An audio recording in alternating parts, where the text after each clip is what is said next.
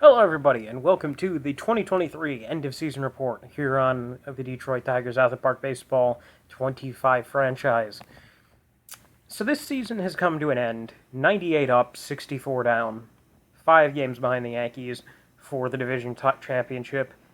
And this season's just kind of weird. Like, a lot of weird shit has happened this year. From the first overall pick coming out of a fucking college in my hometown that has never produced a fucking major leaguer, as far as I'm aware of, to North Korean Ichiro with plate discipline, to, as we're gonna show real quick, with the standings, the New York Yankees getting a +9 fucking on their run differential to winning the goddamn division. Well, we, as always, have a -2. It's been a weird year. But as you can see, the Yankees used an amazing extra inning and one-run game record to fucking beat us because we were bad in both circumstances, and they won the division by 9. We had a good year. We're going to get into that a bit later in a second. But first off, we're just going to look at the division winners. New York Yankees won the division, 103 up, 59 down. The Pirates are the other team out of the Metro with 95 wins and 67 losses. In the South, 3 teams made it as well. The Washington Nationals won the division for the 5th or 6th year in a row. The Atlanta Braves won the second or third wild card. They won the 3rd wild card, and the Astros won the 4th wild card. Overall, we had the 3rd best record in the league the 2nd best record in the league, but we don't get the bye. In the National League, the Colorado Rockies won 102 and 60, +2 on their run differential. They win the division comfortably, as the Twins won 10 fewer games, but their Pythagorean was -8, so they were just as good of a team, in all honesty. The White Sox, powered by Travis Bazzana being really fucking good, they finally make the playoffs again with a, 91 win team. They have some other decent players, James Wood, Colson Montgomery, the pitching. But in terms of do I think that they're going to be like a secret fucking spoiler team, I don't think that they really have all that good of a chance. Bazzana is very good, though. In the West, the Portland Beavers won 114 games, cruised to a 25-game division victory. Starlin Cava was great. Casas seemed to be good. Josh Gibson had a full breakout season this year with 40 home runs, a 171 OPS plus, elite defense and center. The former number 2 overall pick has just exploded of late. Imagine if imagine if Nashville drafted him, just how good they'd be. And then in terms of their pitching, Paul Skeens, Ronnie Contreras, Yuri Perez, and Yondes Gomez were all very strong. Their bullpen was a little bit weak. Let's see. Apparently their bullpen wasn't weak. I got that wrong. And the Mariners made it for I think the 3rd or 4th year in a row. How many years in a row is it? 4th year in a row. And yeah, strong season from George Kirby, from the looks of it. And the Arizona Diamondbacks on the back of J.J. Mussina having another sub-1 ERA season. Made the final playoff spot, going 18-4 with a 0.95 ERA and over 500 strikeouts. This guy is batshit insane. Yeah. So yeah, as you can see, the division, those were the playoff teams. I'm just going to quickly show you the bracket. There's us and Houston versus Pittsburgh and Atlanta. The Yankees and Nationals are the division winners. They get the first round bye. The Beavers and Rockies get the first round bye in their divisions. The White Sox and Mariners will go at it, as well as the Diamondbacks and Twins. The Diamondbacks, again, they're always very dangerous in a playoff series because J.J. Mussina is a fucking menace to society, but we'll see what happens. Okay, let's look at our team statistics first. So, as usual, absolutely elite pitching and defense. 52 ZR between the team. Very strong defensive efficiency. Not the most strikeouts in the league, and also quite a few walks. But in terms of home runs, are allowed the fewest, lowest BABIP, lowest opponent average, fewest hits, highest WAR, fewest runs allowed, lowest bullpen ERA, lowest starter ERA, lowest ERA overall. The hitting is iffy. 4.7 base running runs, so we're decent base running. We struck out the fourth fewest, second most walks, ninth most home runs. Part of that has to do with Comerica Park. We do have a lot of very strong power hitters. It's just unfortunate that we don't hit a large raw amount of home runs. Sixth in extra base hits, fifth in hits, fourth in runs. Woba fifth. We led the league in WAR. We also led the league in on base. We were second in the league in on base. Fifth in OPS, eighth in slugging, fifth in batting average. So this team, again, should have had a one. Pythagorean said we should have won 100 games. We were 54 and 27 at home, but only 44 and 37 on the road. So we did struggle on the road quite badly this year. Once again, quite bad again in extras and in one-run games. But it's weird. This season was the highest of highs and the lowest of lows. In March, 5-2, April 21-7, May 15-13, we were kind of average. June 20-8, September 12-14, August 18-10, September 7-10.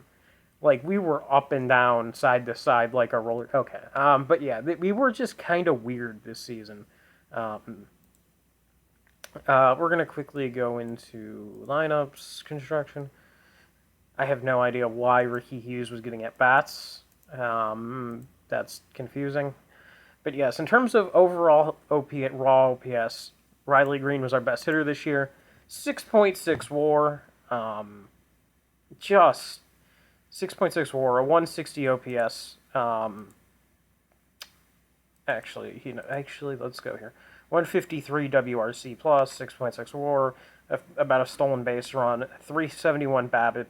So he had a quite high BABIP this season, which explains the high batting average that he had. 957 OPS, 543 slugging, 414 on base, 72 extra base hits, 23 homers. He also had 29 steals, 86 walks, 12% walk percentage.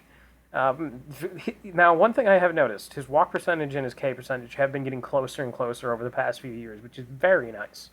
192 hits. This is clearly his second best season in the career of somebody who is increasingly looking more and more like he could very, very might well go to Cooperstown.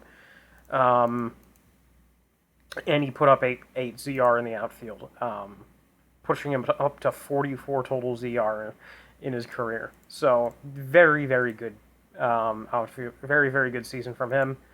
Zion Rose put up a 135 WRC plus, 5.3 WAR. The most impressive thing about him is he just put up home runs. He hit 37 dingers for us, a new career high. His K percentage was like 29.7%, so I think that's a new career. It's his second lowest, as well as a new career high in walk percentage. 75 extra base hits, 352 on base, 550 slugging, a 290 ISO, a 902 OPS, and 137 hits. I just want to see, what was his RBI totals? 109, and he only stole 3 bases. He also put up well above average defense in the outfield. That just made me realize, because I know Montreal missed the playoffs, but how did their new right fielder do? Evan Carter did not hit well. He had a 110 OPS plus, only played in 81 games. He probably had some sort of injury. Injury proneness is up to wrecked. That sucks. and his defense was actually worse than Zion Rose's. So I think I win. And I am not paying him nearly as much money. So tough shit, Montreal. Have fun with that. You see, I was willing to pay him, but I wasn't willing to pay him stupid fucking MVP type money for a guy who was never MVP quality with us. Shonwell had probably he had his second best season. He wasn't quite as good as last year, according to the game. Though with his bat, he actually was. So I'm not really sure.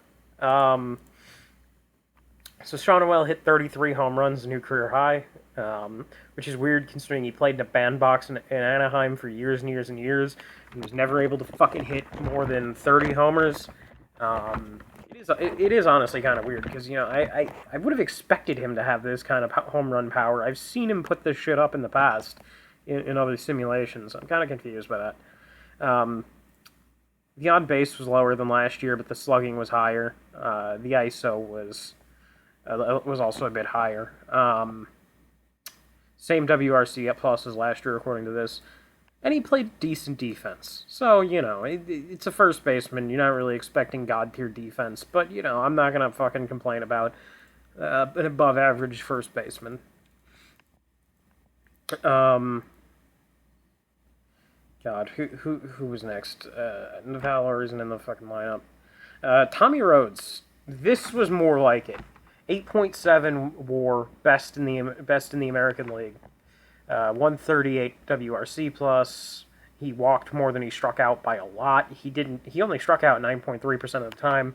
153 hits. The power went down a little bit. He only got 3 home runs. But in terms of slugging, because he had 7 triples and 33 doubles, he did actually slug a bit more. He led the league for the second year in a row with stolen bases with 63, massive improvement over last year. He had 8.2 stolen base runs. That is very impressive. Again, I don't think he led the league in on base, which is unfortunate, but what are you going to do?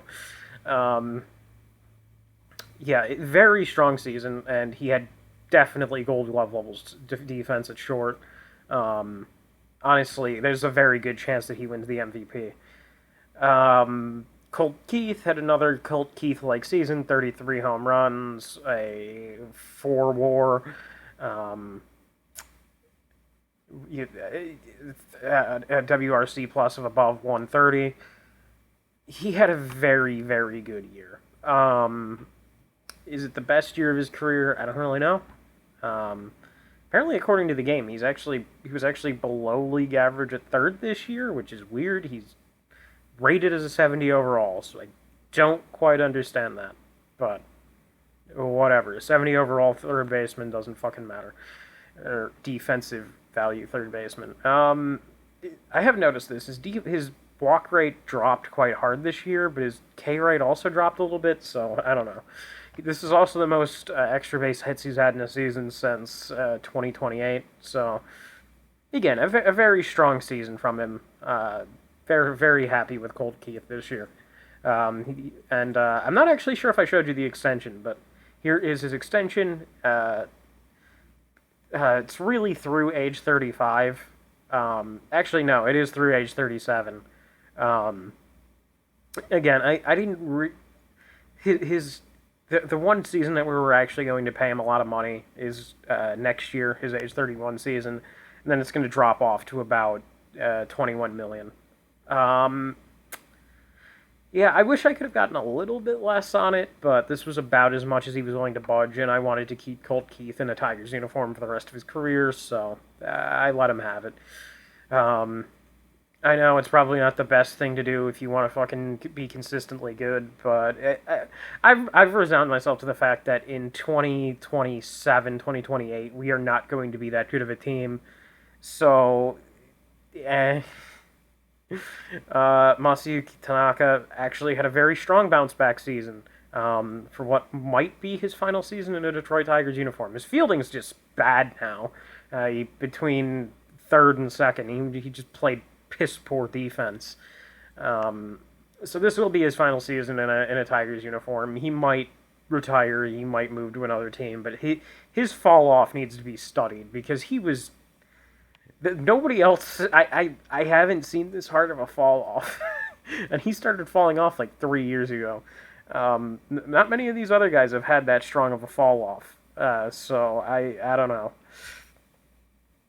Williamson was disappointing. Like his WRC plus is 98, but his OPS plus is 114. I don't know. Either way, come on. Are we gonna really have another fucking situation like William Sullivan where he just decides to fucking be terrible the second he comes up to the major leagues? I really hope not. Parker Meadows was terrible with the bat this year. He called up Ben Fletcher to play in the final month of the season. He was also quite bad. Pasquantino wasn't good off the bench. Enrique Jimenez was not a good fucking hitter, though he doesn't really need to be. And Andres Velor off the bench was quite a solid player for us this year, much like last year. Actually, that's Shonowell. Shonowell, I expect him to be good. Andres Valor hit to a 137 OPS plus, having himself a solid season. That's Montreal. When it comes to the pitching, ERA plus, William Klein had a very, very strong season. Chase Burns had a strong season. Polino had a strong season. Let's show Burns. Reliever, he did have 10 blown saves, which is slightly concerning. And as always, his FIP says that it's way fucking higher than it should be. But the fact that 30% of inherited runners are scoring is a little bit concerning. Yeah, that doesn't seem normal. Actually, he had an 81% left on base percentage. So, I don't know. We'll just I'm sure that's a normal fucking percentage for a reliever, 81%. I'm not really quite sure what a typical inherited runner scoring percentage is. So I'm not going to judge it too much. But from everything I've seen, he's been a very strong reliever for us. And I hope he's happy with the contract. But yes, Polino also had another fantastic season for us out of the pen. Yamamoto had the highest ERA plus of our starters, but I think Job had the more impressive season all around. He led the league in WAR again. He had a 3.32 ERA, which wasn't the best ERA in the league. There's two guys better than him, but I don't know. He had a strong year. I'll say that. In terms of, actually, I'm not sure if this is a good or a bad stat. Anyways, that's a reliever stat. Anyways, walks per nine 2.3, hits per nine 7.5. Again, I don't know if that's a good or a bad stat. I'm assuming that's a good stat.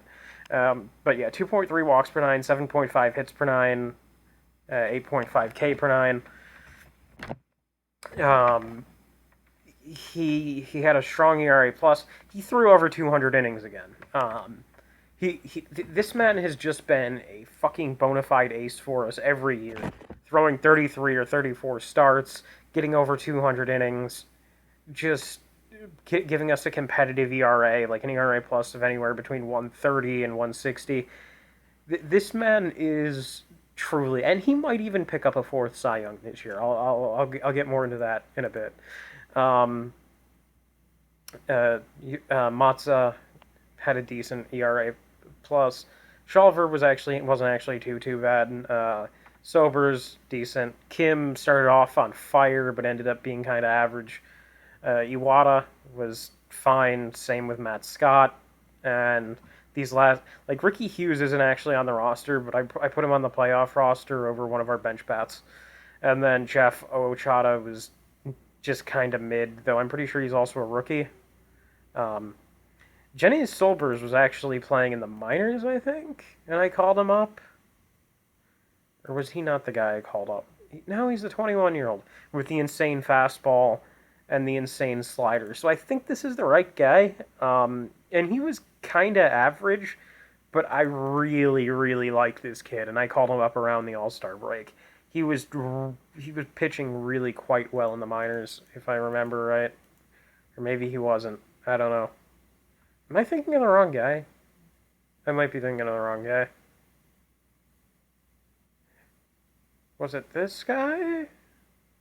I don't think so.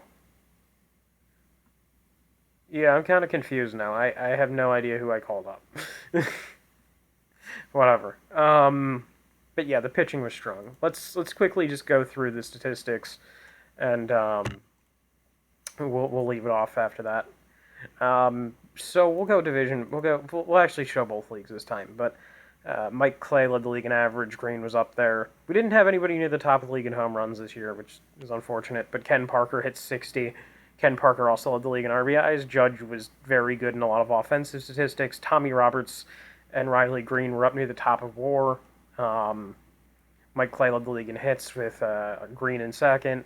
Runs went to Parker. Doubles went to Mike Clay. Keith and Green were up there. Triples, Green and Roberts were up there. Roberts led the league in steals by a lot. He was also tied for the league in caught stealings, but given the pure volume, I'm pretty sure that outweighs the amount of steals he had. Ken Parker led the league in strikeouts.